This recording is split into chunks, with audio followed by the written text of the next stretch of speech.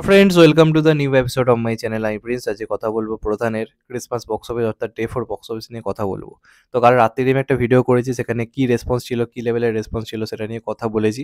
এবং এক কথায় অবিশ্বাস্য রেসপন্স ছিল। মানে কোনো সুপারস্টারের জন্মদিন এইভাবে বাংলায় পালন হয় বলে আমার তো অন্তপক্ষে মনে হয় না, যে গোটা বাংলা মানে সিনেমা হলে সেলিব্রেট করছে এবং সুপারস্টার সেখানে এসে কেক কাটছে দর্শকের মাঝে, দর্শক হ্যাপি বার্থডে বলছে। এরকম সচরাচর বাংলা ইন্ডাস্ট্রির ক্ষেত্রে দেখা যায় না, সত্যি কথা বলতে গেলে।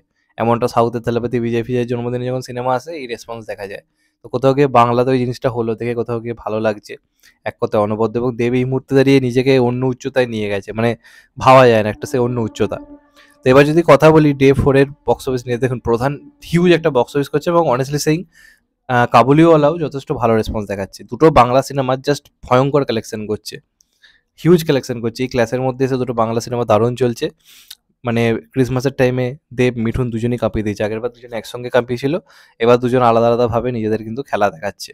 কিন্তু যদি আমি বেসিক্যালি প্রধান নিয়ে কথা বলি, তার আলাদা করে আমি কেন বলছি, কারণ প্রধানের শো প্রজাপতির থেকে অনেক কম হয়েছে, বাঘাযতীনের থেকে অনেক কম হয়েছে, ব্যোমকেশের থেকেও কিন্তু অনেক কম হয়েছে, প্লাস ক্লাস রয়েছে। এইসবের মধ্যে এসে যে কালেকশনটা করছে, আপনারা চোখ বন্ধ করে একবার ভেবে দেখুন, যদি বলিউডে আজকে একটা ফালতু সিনেমা থাকতো যেটার কোনো ক্রেজ নেই, যদি সালার আজকে না থাকতো, যদি একটা এসবিএফ সিনেমা না থাকতো, তাহলে কালেকশনটা কোথায় যেতে পারতো? কারণ যে কালেকশনটা করছে, যে পরিমাণ সোর্স নিয়ে, সেটা এক কথায় রেকর্ড ব্রেকিং, এক কথায় রেকর্ড ব্রেকিং। এবং আমি ৩ দিনে তোমাদের বক্স অফিস প্রেডিকশনটা যেটা তোমাদেরকে আমি করেছিলাম, সেখানে মোটামুটি যেটা ভেতরের খবর, যেটা বা আমি যেটা বলেছিলাম, সেটা মোটামুটি ছিল যে ৩ দিনে মোটামুটি ৮০ থেকে ৮৫ লাখ, যেটা এই সময় দাঁড়িয়ে অনবদ্য। এবং শুধুমাত্র রোববার দিনই হয়তো ৪৫ থেকে ৫০ লাখের মতো কিন্তু কালেকশন হয়েছে, এবং যে পরিমাণ সোর্স সেই হিসেবে অসম্ভব। এবার প্রজাপতি আগের বছর এই টাইমে এসেছিল এবং ক্রিসমাসের দিনে ৫০ লক্ষের একটা হিউজ কালেকশন করেছিল। তো সেটা কি ব্রেক করতে পারলো? তাহলে আপনাদেরকে বলে রাখি, মানে সিনেমাটা প্রধান যেটা কালকে রিলিজ করেছে, সেটার রেসপন্স কিন্তু প্রজাপতির থেকেও বেশি ক্রিসমাসের দিন যতটা রয়েছে। তো যদি এটা প্রজাপতির মতো শো পেতো, তাহলে ক্রিসমাসের দিন প্রজাপতি পেয়েছিল ৫০ লাখ টাকা, মানে আয় করেছিল। সেখানে দাঁড়িয়ে যদি ওই পরিমাণ শো পেতো, প্রধান আমি লিখে দিচ্ছি ১ কোটি টাকা আয় করতো, যে লেভেলের রেসপন্স দেখেছে। কিন্তু যেহেতু প্রজাপতির থেকে শোটা একটু কম ছিল, সেক্ষেত্রে ক্রিসমাসের এই রেকর্ডটা ভাঙা একটুর জন্য কিন্তু পসিবল হয়নি। তার কারণ হচ্ছে ক্রিসমাসের দিন যেটা জানা যাচ্ছে প্রধানের বক্স অফিস যেটা, সেটা কিন্তু মোটামুটি ওই মোটামুটি ৪৫ লাখের কাছাকাছি। তো একটা ব্যাপার তো শিওর, সিনেমা ১ কোটি প্লাস কালেকশন করে ফেলেছে মাত্র ৪ দিনে। এটা এক কথায় অনবদ্য, এবং আপনাদের ভুললে হবে না যে এই সিনেমাটা কিন্তু সেকেন্ড সপ্তাহে কিন্তু খুব সম্ভবত শো বাড়বে। মানে প্রজাপতির যে পরিমাণ শো সেকেন্ড সপ্তাহে গিয়েছিল, প্রধান হয়তো সেকেন্ড সপ্তাহে সেই পরিমাণ শো পেতে চলেছে, কারণ সিনেমাটার রেসপন্স এমন লেভেলের, মাল্টিপ্লেক্স শো বাড়াতে বাধ্য, কারণ মাল্টিপ্লেক্স হিউজ রেসপন্স দিয়ে পাস মার্কস পেয়ে গেছে। তো যখন এই সিনেমাটা সেকেন্ড সপ্তাহে মানে ২৯ তারিখে গিয়ে পৌঁছবে, তখন কিন্তু একটা শো বাড়বে। আর তখন আমরা দেখি, যদি মনে থেকে থাকে ৩১ তারিখ আর ১ তারিখ প্রজাপতি কী লেভেলের কালেকশন করেছিল, সেক্ষেত্রে প্রধানের ক্রেজ কিন্তু আবার প্রজাপতির থেকে বেশি এখন। তো সেক্ষেত্রে আমার আশা ৩১ তারিখ আর ১ তারিখ ওই পার ডে গুলোতে কালেকশন অন্য লেভেলের হবে। সেখানে দাঁড়িয়ে ৪ দিনই সিনেমাটা প্রায় ১ কোটি প্লাস কালেকশন করে ফেলেছে। মানে ৪ দিন হিসেব করে ১,২৫,০০,০০০ সিওর শট হয়ে গেছে। সেক্ষেত্রে কিন্তু কাবুলিওয়ালা এখনো মোটামুটি ৯০ লাখের কিন্তু কাছাকাছি রয়েছে।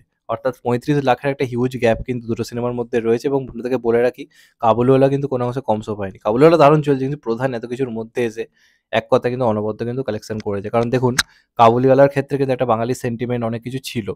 আর তাই ওরা স্বাভাবিকভাবে একটু এগিয়ে থাকবে এরকমই আমাদের ভাবনা চিন্তা কিন্তু ছিল। সেখান থেকে দাঁড়িয়ে প্রধান যে কালেকশনটা করেছে, এক কথায় অবিশ্বাস্য। ৪ দিনে একটা সিনেমা এরকম ক্লাসের মধ্যে এসে যদি ১ কোটি প্লাস কালেকশন করে ফেলে, তাহলে ভাবুন কোথায় যাচ্ছে জিনিসটা। আর আমার মনে হয় 1 জানুয়ারি অবধি তো এই সিনেমার কালেকশন অন্য জায়গাতে গিয়ে পৌঁছে যাবে। কারণ পার ডে এখন এই ২৬, ২৭, ২৮, ২৯, ৩০ এই ৫ টা দিনের বক্স অফিস আমার মনে হচ্ছে না খুব একটা খারাপ হবে। কারণ সিনেমাটা অলরেডি ট্রেন্ডিং এ চলে এসেছে। আপনারা যদি এখনো বুক মাই শো খুলে দেখেন, ২৪ ঘন্টাতে ৮,০০০ টাকা করে টিকিট বিক্রি হচ্ছে। Can you imagine? ৮,০০০ টাকায় টিকিট বিক্রি হচ্ছে, এবং আজকে কিন্তু একটা ওয়ার্কিং ডে। তো সেই হিসেবে যদি আপনারা ভেবে দেখেন, এখনো সিনেমাটার টিকিট বিক্রি ট্রেন্ডিং এ রয়েছে, তাহলে ক্রেজটা বুঝতে পারছেন? এর থেকে একটা জিনিস কিন্তু প্রমাণিত, এই ২৬, ২৭, ২৮, ২৯, ৩০ এই দিনগুলোতে একটা ডিসেন্ট কিন্তু কালেকশন হবে, যেটা খুবই ভালো। তো তারপর ৩১ তারিখ, ১ তারিখ একটা হিউজ জাম্প নেবে, নিতে বাধ্য। তারপর তো অনেকগুলো শনিবার, রোববার রয়েছে। মোটামুটি ২৬শে জানুয়ারি অবধি সিনেমাটা দুর্ধর্ষ চলবে। এবং আপনাদেরকে বলে রাখি, বাংলাতে এর মাঝে যে সিনেমাগুলো আসবে, সেগুলো খুব একটা বড় সিনেমা কিন্তু নয়। হিউজ বড় সিনেমা নয়। আর ২৬ তারিখে যে রিলিজ করছে হিন্দি সিনেমা ফাইটার, সেটার ক্রেজ কিন্তু পাঠানের মতো কিন্তু নয়। একটা পাঠান কিন্তু আসছে না। ফাইটারের ক্রেজ পাঠানের থেকে অনেকটা এরকম। তো তখনও কিন্তু কিছু শো আমাদের ভুললে হবে না, পাঠান যখন এসেছিল, তখনও কিন্তু প্রজাপতি ভালো চলেছিল। তো ওই হিসেবে যদি ভেবে দেখি, ফাইটারের ক্রেজ কিন্তু পাঠানের থেকে কম। আর ডাঙ্কি সালারেসও স্বাভাবিকভাবেই ওই সময়টা কমবে, তখন প্রধানের কালেকশনটা ভাবুন কোথায় যেতে পারে। তো আমার মনে হয় লাইফ টাইম এই সিনেমাটা ভয়ঙ্কর কিছু করতে চলেছে, এবং 4 দিনে যে কালেকশনটা করেছে এক কথায় অনবদ্য, জাস্ট ভাবা যায় না। এটা দেব বলেই সম্ভব। এইটা আর কেউ করতে পারবে বলে আমার মনে হয় না। স্বয়ং বুম্বাদাও এই মুহূর্তে দাঁড়িয়ে করতে পারবে না। এটা সত্যি কথা। যাই হোক, এটাই ছিল আমার বক্তব্য। তো দেখা যাক লাইফ টাইমে কেমন হয়। তোমাদের কি মনে হয় অবশ্যই কমেন্ট করে জানাও। যদি চ্যানেলটা নতুন হয়ে থাকো, চ্যানেলটাকে সাবস্ক্রাইব করে দিবেন, গেট দ্য বেল আইকন। ভালো থেকো সবাই, টেক কেয়ার, নমস্কার, আবার দেখা হবে। এখন তো বাই। তো সবাই ভালো থেকো, সুস্থ থেকো, টেক কেয়ার, নমস্কার, আবার দেখা হবে।